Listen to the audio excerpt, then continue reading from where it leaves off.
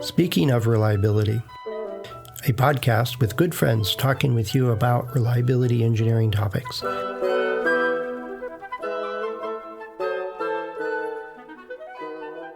Welcome to Speaking of Reliability. This is Kirk Gray. And this is Fred Shankleberg. You know, I did my webinar. I was recording my webinar, or broadcasting a webinar yesterday. And I started with, welcome to Speaking of Reliability. I'm like, whoa, wait a second. Wrong show. Let me rewind. But you were speaking of reliability. I was, which is, you know, close to the topic. But it was so accustomed to starting off the show. We've been recording a bunch, and I was like, Yeah. So, hey, I got a question for you then. Yes, sir. Do you like learning new stuff, or do you like learning about stuff you already know about? I like learning new stuff, and I like being challenged on new stuff too. I like questioning it, and I can send you over some parts count prediction stuff. You can rip that out for me. Yeah, I can pretty much blurt why that's not going to help you in reliability any day. Very rarely. Okay, let's say it has very little help. At least you know something's broken and how many are broken. Yeah. Well, no. So my thought is that, you know, you and I have had time over the decades to learn all kinds of stuff from all kinds of people. Absolutely. And books and training and seminars and experience and workshops and on and on and on. We had very different trails to get to those points. And, you know, I got an engineering degree. You got, I think, physics and statistics. Yep. And those really went well with what was the current beliefs in reliability back then. Still have the best beliefs, as you need to understand how things work and don't work. You know, it's my opinion. But and I was doing field service work. I mean, before I got my engineering degree, I was doing field service work on I&M planners and high vacuum systems and very complex. Every time you tell me about your background with this amazing equipment, and now most of the time you spend underneath a slot, or not a slot machine, but a pinball machine. If I'm repairing anything, it's probably a pinball machine. But I came from a background of field service experience on complex electromechanical, electronic systems, along with high vacuum. You don't get to study that in school usually, but then, so I was repairing and looking at field failures or the causes of field failures in these things. Mm-hmm. And then worked in a calibration lab also at one time. So I was repairing measurement instruments, oscilloscopes and things like that. And I always saw, things like broken connectors or loose, cracked solder joint, or somebody had damaged something by dropping it. Yep. And that was, to me, what my orientation was, that all these had assignable causes that were not, would not be considered that they'd been used up or worn out like a tire on a road, that was consumed by its life, or it had its life materials consumed. So that, I never had that orientation. But then when I got, I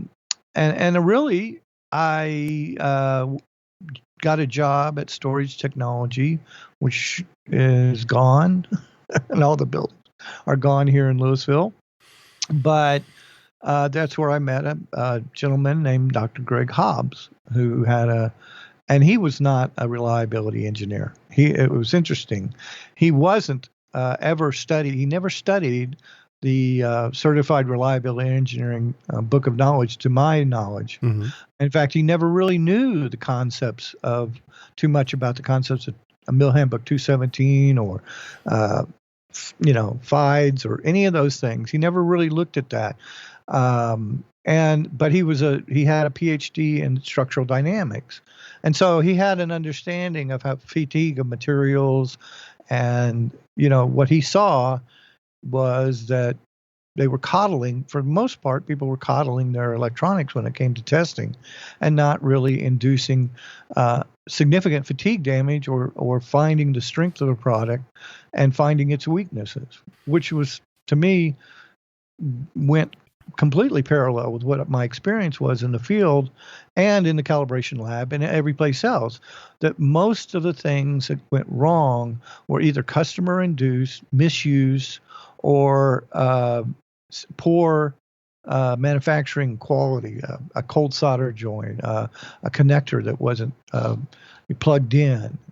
But then I got into the certified reliability engineering world, or looked at it from the outside, and I thought, wow, it just didn't fit. I couldn't see how, because they were talking about the wear out or the end of life of something, or it's the bathtub curve, how things start to fail when they get too old, like me, I guess, as humans do, and that's what it was based on, is a health insurance or actuarial curves, human life. So we use the term infant mortality, which is a misnomer. It's just really weak failure, latent defects. Yeah. But we never, and you look around, you look at all the electronics that are obsolete in your life, and they all have the components have plenty of life in them.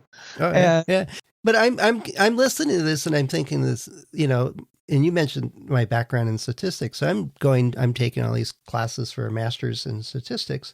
Right. And at some point in the place I worked, we had a lot of training from different people about control charts. So that was statistics. That's kind of what got me interested in it. And we had, different problem solving. We did failure analysis. But we were in a factory and we were keeping our equipment running and trying to improve the quality of the products we're making. And we're running design of experiments. We're doing all this stuff.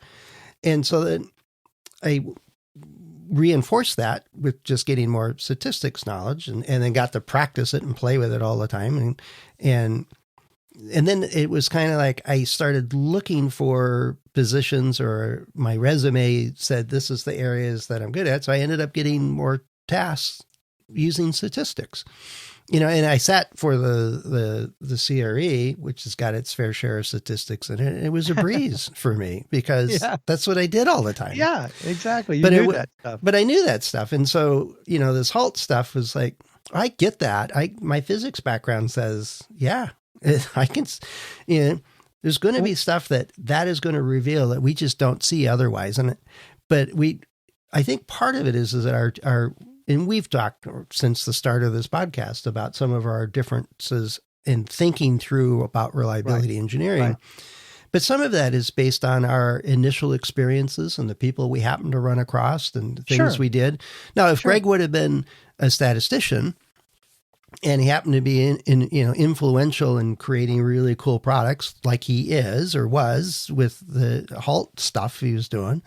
But if it happened to be statistics and he was a marvel at getting good products out the door that worked and all that good stuff, would you have become a statistician?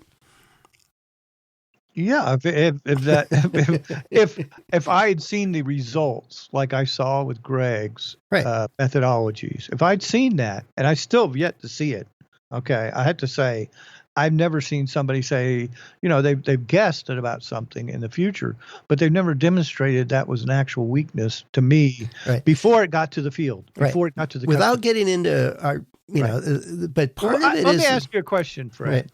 When did you start? When was your first investigation? When was your first failure analysis where you got to go into the physics or get down to the root cause and find out whether it was a manufacturing error or design flaw or something like that? When I was a shift supervisor in the late 80s. HP? No, at Raychem. Raychem, okay. Yeah. No, I was on a factory floor and I was a shift supervisor, and I got assigned to sort out what this issue was. And it turned out that, we made heating cables, and the variability of the material coming in was such that we would have batches that would just be on the border, in our measurement system. So it ended up being the products got to the field because it was the weirdest thing. It was, we have two test carts in the final QA lab where they say, yep, good, or put a label on it and ship it or whatever. Right. One of them and it was measuring resistivity in these products. And so one of them had a 4-point contact probe, which by design it excludes the contact resistance of the probe touching the leads. Right. And the cart across the hall from it had that 4-point probe traded out for a 2-point probe. So depending on how firmly you connected it, you would get a different amount of contact resistance. And that was enough to shift it. The measurement error then became significant. And to make a long story short, it was, doing the problem solving and failure analysis and recognizing that it was due to the variability of the product that was gotten in the field and drifted out of spec pretty quickly. It's like, well, how did this come from? And it ended up getting all the way back to, and I had some electrical engineering in college. So I know the difference between a 2-point probe and a 4-point probe and, doing that kind of stuff. But it was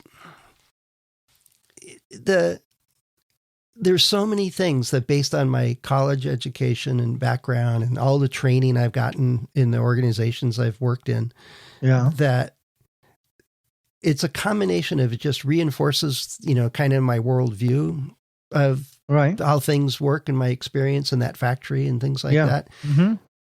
And then other times it's, my first question to you is, you like to learn new stuff? And I love learning new stuff, but I tend to use the ones that coincide with the way I think it should be done anyway.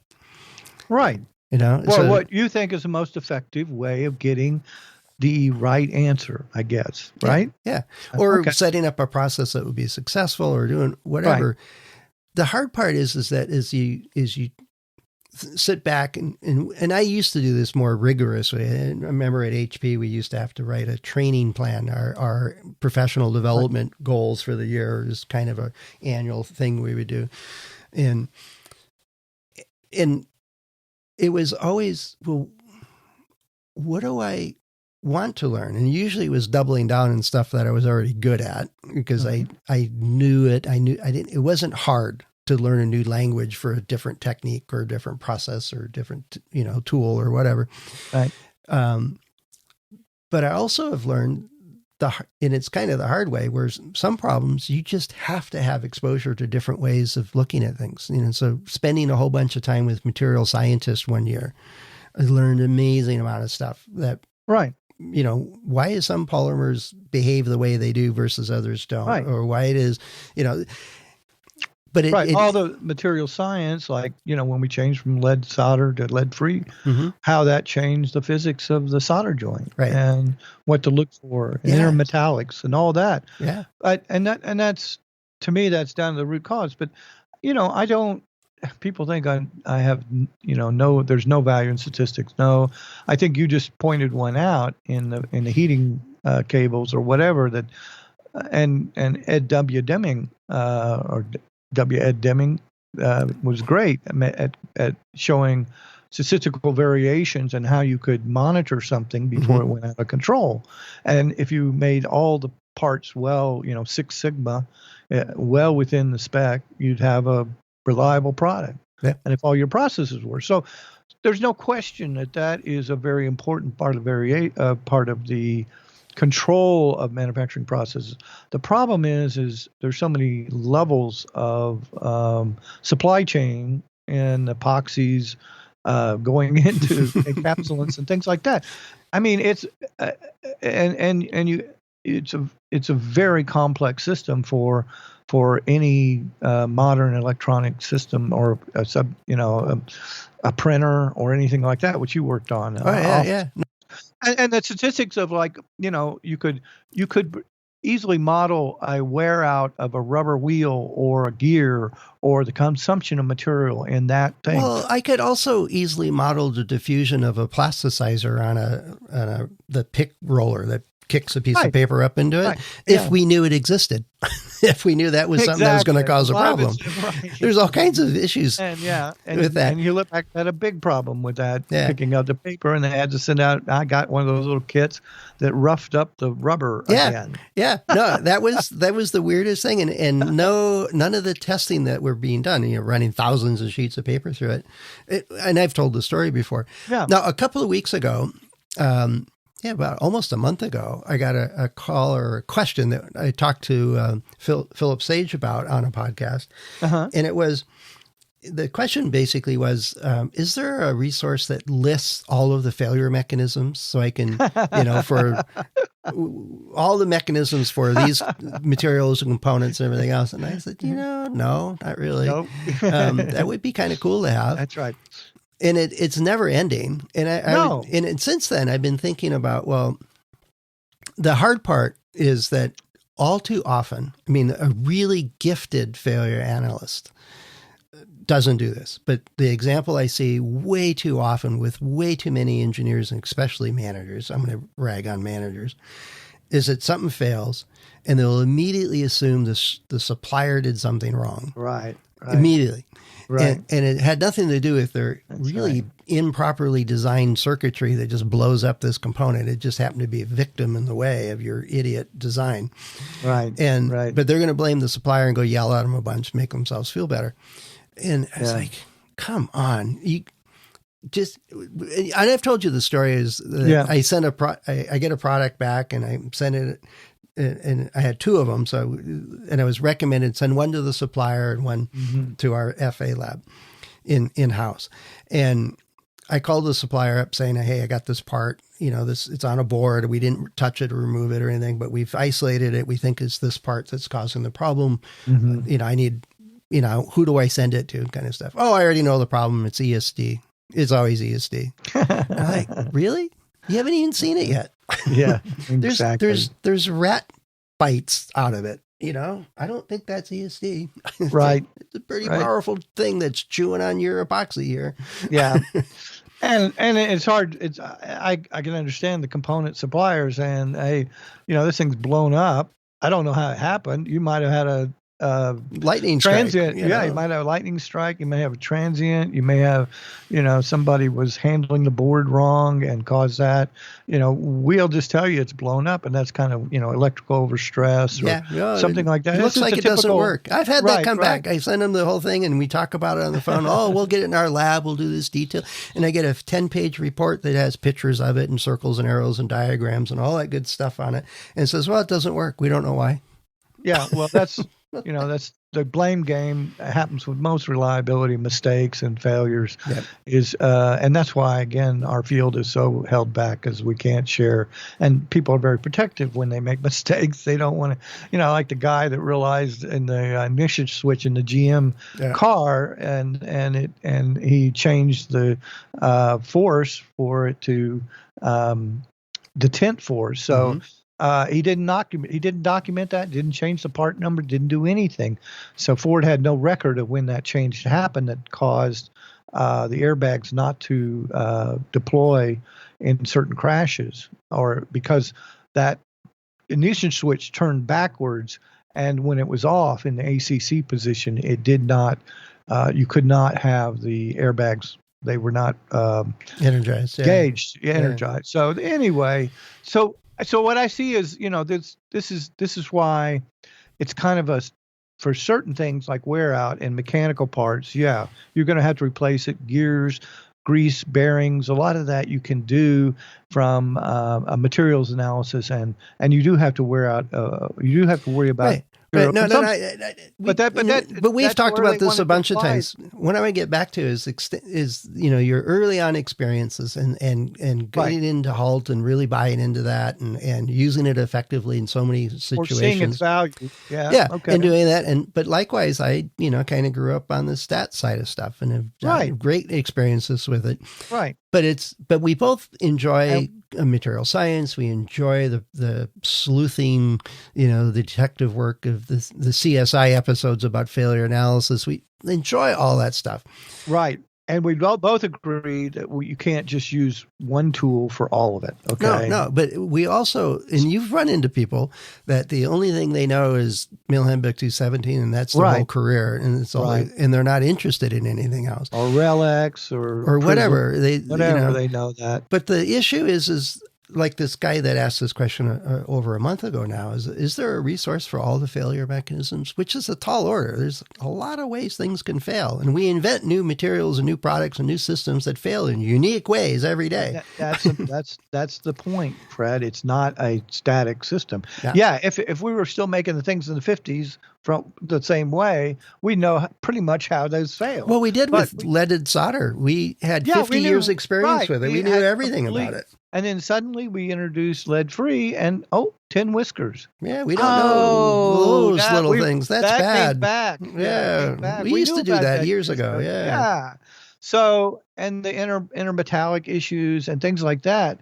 Yeah, we had to relearn. All right. So how do you structure, let's say, I mean, this episode's coming out near the end of the year. So it's, how do we advise people that, if you want to lay out some professional development for your coming year, how do you do that so that you avoid the confirmation bias, that you only do the stuff you like to do or are good at doing? How do you help people get into the new stuff that's useful for them? You show them that it is useful. You show them that we just told them it is, but what do they actually do?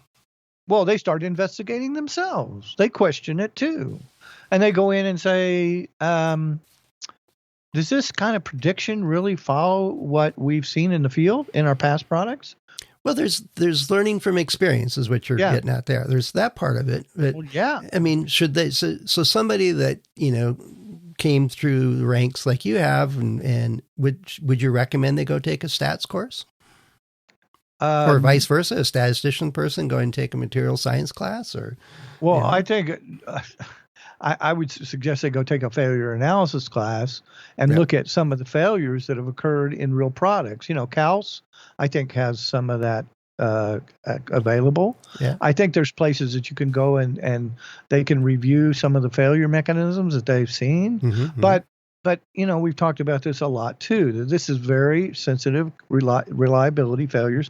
So when you're in a company and you have an opportunity, and I would do it too when they were asking me to do a prediction. Okay, this pays the bills. I'll come up with some number, even though it's all, to me, doesn't make, it doesn't connect with what I've seen as failures in the field. Mm-hmm. So sometimes you do have to do that. To appease a boss, a guy that is demanding, this answer. I want to hear the MTBF number for this circuit board. Okay, come on.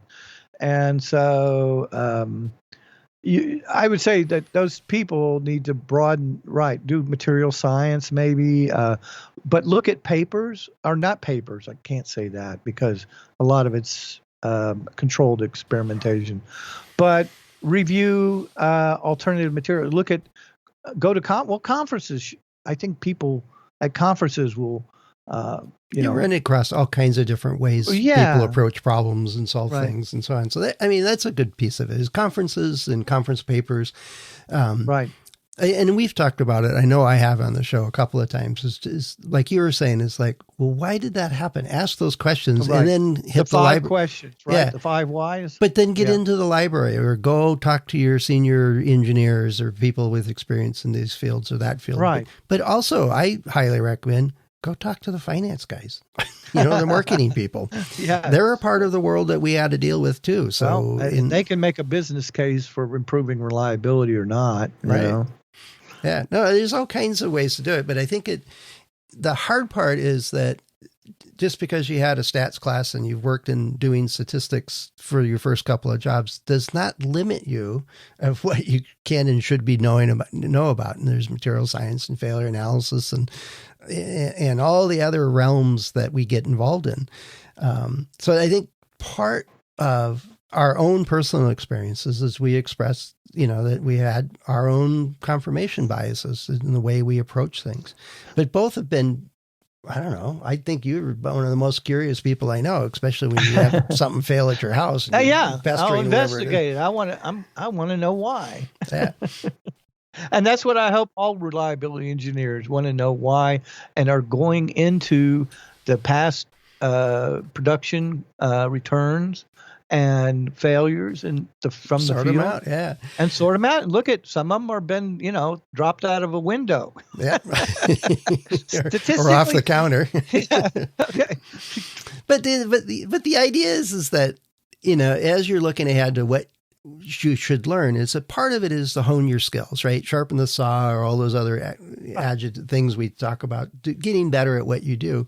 But don't discount the other industries or other ways of solving problems or other fields of engineering or material science or physics or chemistry. There's lots to be learned in all these different areas that may not be immediately usable, but it gives you an awareness of things that if you're not really familiar with corrosion and all the ways it can occur, go to a conference that does that stuff and pick up the language, see all the cool images. They're fun to go to because they have tons of really cool images. And you've got to go do that. You've got to go understand the physics and science and chemistry behind all that. Yeah. To know. And so anyway, as you're looking forward to the new year, go learn something, go learn a bunch of stuff, and get better at what you're doing. So if you got any, ideas of what you want to learn and you want to let us know, or questions about what would be useful for your particular circumstance, let us know. We'd love to chat with you about it. Also, if you were kind of running into 3 whys and got stumped, let us know. we've gone to 4, 5, and 6 whys on occasion, so we can maybe help in some of those circumstances. But anyway, go out and learn stuff and guard against confirmation bias as best you can by expanding where you pull information from. It's exciting. It's a little bit more work sometimes, but it's very rewarding. And don't be afraid to get your hands dirty and dig into a real circuit board system, mechanical gear, whatever. Go look at it. Look at it. Go play with it. Yeah.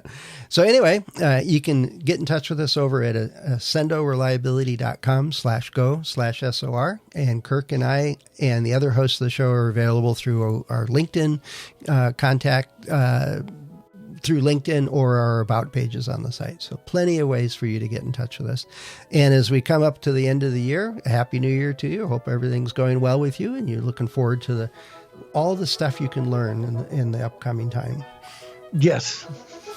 All right, Fred. Thanks again. Thanks, Kirk. Thanks for listening to Speaking of Reliability. We invite you to join the conversation. If you have a question or a topic that you think we should discuss in a future show, please let us know. You can find a comment box below the episode show notes, or just leave a note as part of a review on iTunes.